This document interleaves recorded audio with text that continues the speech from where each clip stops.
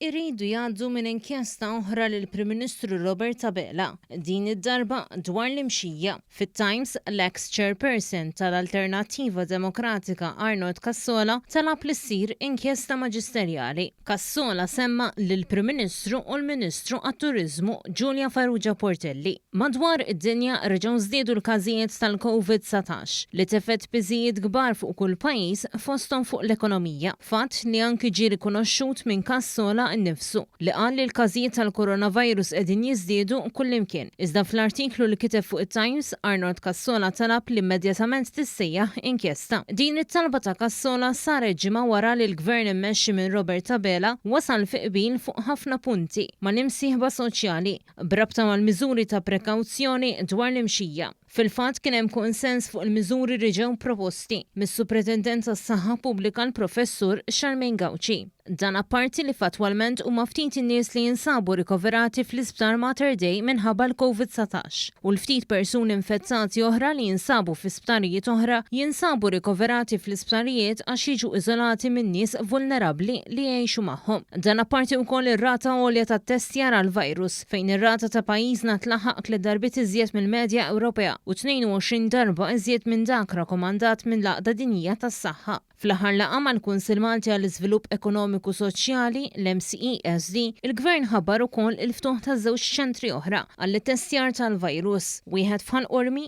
u ieħor f'Burmarat. Iżda għal dan kollu Arnold Cassola temm l-artiklu tiegħu billi kiteb li qed jistenna azzjoni immedjata. Mhux l-ewwel darba li l-Prim Ministru Robert Abela għadda minn inkjesta. F'April li għadda id-Deputat Nazzjonalista Jason Azzopardi u l-eks Segretarju Ġenerali Nazzjonalista l-Avukat Paolo Borg Oliver kienu firmaw denunzi għall-Għaqda Repubblika u akkużaw lill-Prim Ministru lill-Armata biqtil tal-immigranti, akkuża li kienet iġġor magħha pena ta' omor il-ħabs. L-inkjesta maġisterjali kienet ikkonkludiet li l-Prim Ministru Robert Abela u l-Brigadier tal-Armata Jeffrey Kurmi ma kienu involuti fl-ebda omiċidju volontarju ta' immigranti irregolari.